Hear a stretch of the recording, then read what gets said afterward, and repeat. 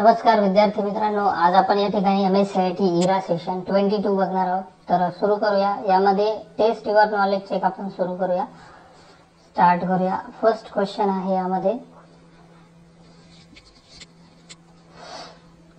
Choose the correct step to use sum formula. Type sum, select the range of addition and enter. First answer is correct. Next question आहे, we can insert picture from our gallery and online too. त्याचा correct answer आहे true. Next आहे, who issues a salary slip and to whom. त्याचा correct answer आहे first, employer to employee. And last question, what other name is salary slip now by. तर salary स्लिपला दुसरं नाव काय तर pay slip म्हणतात त्याला. Third answer is correct. या ठिकाणी आपलं नॉलेज चेक कंप्लीट झालंय. एंड एक्झाम करूया. त्यानंतर आता आपण बघणार आहोत प्रॅक्टिकल प्रश्न, सिम्युलेशन क्वेश्चन. स्टार्ट करूया. फर्स्ट क्वेश्चन आहे, 2 rows and column in an Excel sheet can be added or deleted as per your requirement. So delete the selected row in the given sheet. तर selected row delete करायचे आहे. त्यासाठी सगळ्यात अगोदर home tab मध्ये हे जे डिलीट ऑप्शन आहे या एरोला क्लिक करा. यामध्ये डिलीट शीट रो या ऑप्शनला इथे क्लिक करा.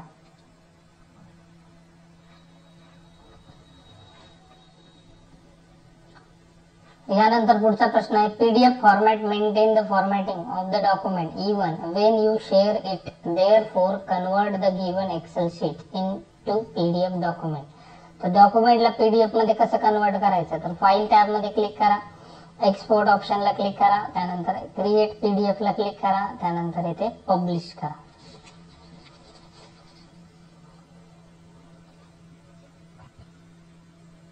नेक्स्ट क्वेश्चन आहे, you are calculating the score of 6 students. Now calculate the total of final year score of the selected range using AutoSum.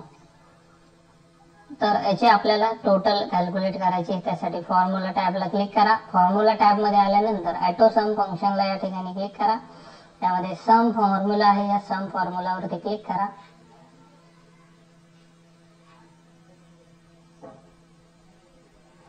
Next question आहे, use of save as a make a copy of working. Select the keep original sheet intact. So save the given sheet on your desktop using save as with the name attendance report. तर डॉक्युमेंटला आपल्याला save करायचं आहे. त्यासाठी file टॅबला आपण click करूया. Save as ऑप्शनला click करा. त्यानंतर इथे डेस्कटॉप फोल्डर वरती क्लिक करा. त्यानंतर फाईल नेम मध्ये क्लिक करा. त्यानंतर सेव्ह करा.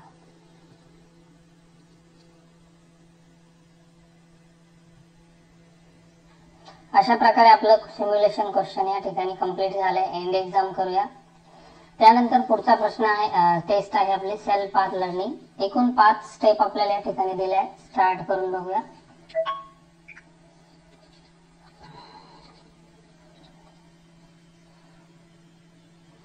फर्स्ट क्वेश्चन आहे, how do you apply sum function a range in Excel.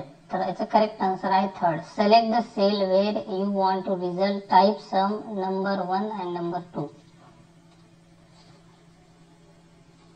Next question आहे, what is the primary purpose of the concat function in Microsoft Excel. याचा correct answer आहे second, to combine text several range of strings. Third question आहे, what is the main function of the max if formula in Microsoft Excel. त्याचा correct answer आहे 4, to return the maximum value among cells specified by a given set of conditions.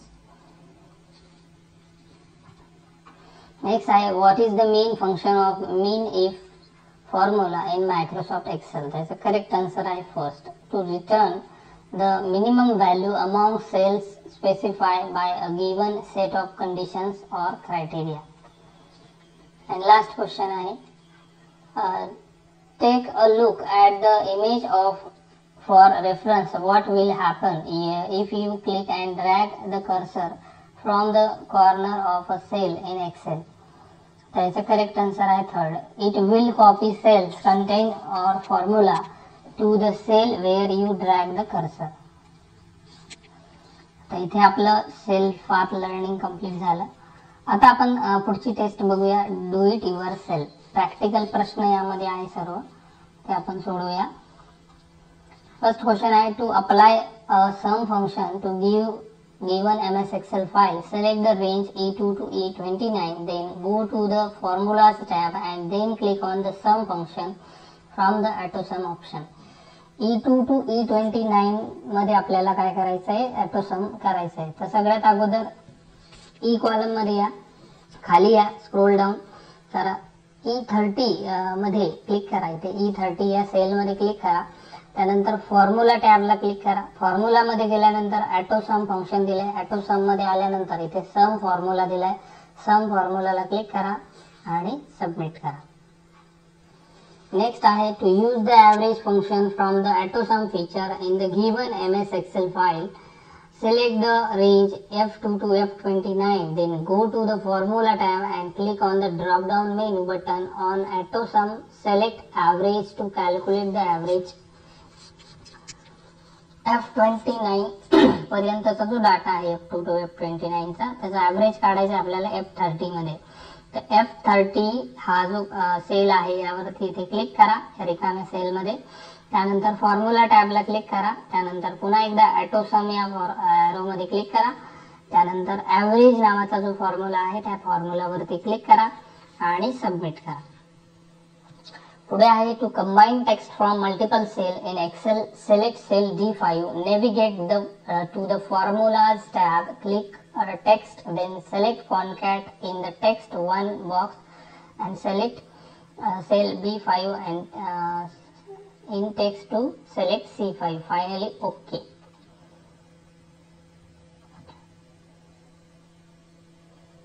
या ठिकाणी आपल्याला D5 sale मध्ये click करा. इथे click केल्यानंतर formula tab मध्ये क्लिक करा. त्यानंतर या ठिकाणी टेक्स्ट फॉर्म्युला आहे त्यामध्ये क्लिक करा.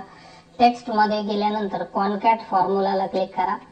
कॉन्कॅट फॉर्म्युला घेतल्यानंतर या ठिकाणी टेक्स्ट 1 ला इथे क्लिक करायचं आहे.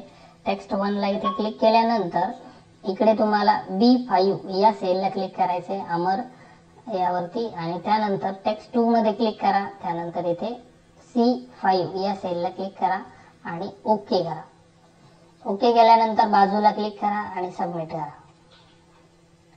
त्यानंतर पुढे आहे, to find the maximum value with specific condition using max if. In Excel, go to cell G4, click on Formula tab, More Function, Statistical, Max If, select D2 D10 as the range, C2 to C10 as the criteria range 1, type mango in the criteria box and then click OK. Formula नीट बघा मित्रांनो, थोडासा complicated प्रश्न आहे, logic लावायचं या ठिकाणी. Max for mango इथे क्लिक करायचंय. मॅक्सिमम मँगो किती आहे मँगो ते आपल्याला इथे कॅल्क्युलेट करायचंय. त्यासाठी मॅक्स इफ फॉर्म्युला आपल्याला या ठिकाणी लावायचा आहे. तर सर्वात अगोदर या रिकाम्या सेल मध्ये इथे क्लिक करा, जी कॉलम मध्ये. त्यानंतर फॉर्म्युला टॅबला क्लिक करा. फॉर्म्युला मध्ये आल्यानंतर मोर फंक्शनला इथे क्लिक करा. यामध्ये स्टॅटिस्टिकल फॉर्म्युला आहेत, त्यामध्ये आता मॅक्स इफ फॉर्म्युला शोधा. तर याला खाली स्क्रोल डाऊन करा. मॅक्स इफ फॉर्म्युला कुठे शोधा, मॅक्स इफ हा जो फॉर्म्युला आहे यावरती क्लिक करा. इथे क्लिक केल्यानंतर हा बॉक्स थोडासा असा बाजूला ओढा, या विंडोला थोडंसं बाजूला घ्या. ठीक आहे. आता मॅक्स रेंज मध्ये क्लिक करा एकदा आणि त्यानंतर इथे D2 to D10 पर्यंत एवढा रेंज सिलेक्ट करा. सिलेक्ट केल्यानंतर क्रायटेरिया रेंज याला क्लिक करा. क्रायटेरिया रेंजला क्लिक केल्यानंतर प्रोडक्ट मध्ये जे कंटेंट आहे ते सर्व सिलेक्ट करा. C2 to C10 पर्यंत एवढं सिलेक्ट करा. अशा प्रकारे 2 कॉलमच्या रेंज आपण या ठिकाणी सिलेक्ट केल्या. आता क्रायटेरिया 1 मध्ये तुम्हाला काय टाईप करायचंय, तर हे मँगो जो वर्ड आहे हा वर्ड इथे टाईप करायचा आहे. या ठिकाणी मँगो टाईप करा आणि ओके करा. ओके केल्यानंतर इथे कॅल्क्युलेट होईल यामध्ये टोटल मँगो किती आहे, म्हणजे मॅक्झिमम मँगो किती आहे सगळ्यांमध्ये. तर हे इथे दिले बघा 250. तर त्यानंतर इथे सबमिट करा. पुढचा प्रश्न आहे, to find the minimum value based specific condition in Excel, click on G9, go to the formula tab, select more functions, statistical and mean ifs, select range D2 D10 in mean range box, the select C2 C10 criteria 1 type bananas and criteria 1 box, click OK. तर आपल्याला मीन if हा formula वापरायचा होता. कमीत कमी value किती आहे. तर सगळ्यात अगोदर मीन फॉर बनानाजला क्लिक करा यामध्ये. त्यानंतर फॉर्म्युला टॅबला क्लिक करा. त्यानंतर मोर फंक्शनला क्लिक करा आणि यानंतर स्टॅटिस्टिकल या फंक्शन मध्ये जायचे आणि यामध्ये मीन इफ्स फॉर्म्युला शोधा. स्क्रोल डाऊन करा.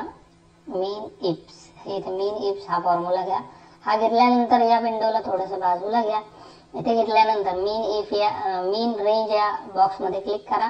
त्यानंतर या ठिकाणी D2 ते D10 सिलेक्ट करा. त्यानंतर क्रायटेरिया रेंज 1 ला क्लिक करा. त्यानंतर C2 ते C10 पर्यंत सिलेक्ट करा आणि यामध्ये क्रायटेरिया काय दिलाय तो बघा प्रश्नामध्ये. तर बनानाज हा क्रायटेरिया या ठिकाणी क्रायटेरिया 1 मध्ये टाइप करा.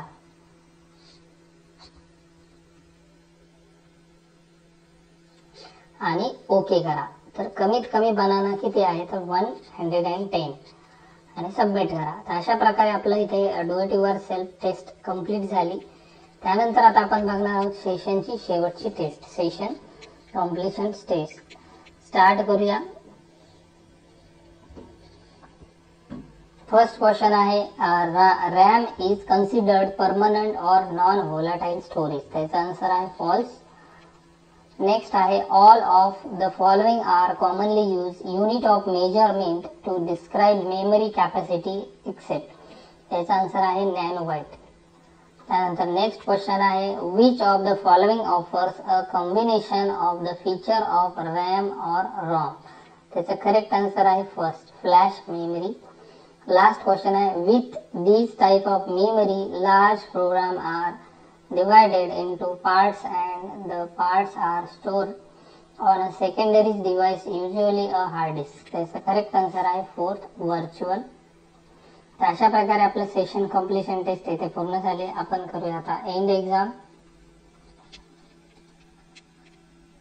आणि या ठिकाणी सेशन 22 आपलं कम्प्लीट झालं. आशा करतो व्हिडिओ आवडलाच असेल तर एक लाईक जरूर करा. चॅनलला जर आपण नवीन असाल तर सबस्क्राईब करा.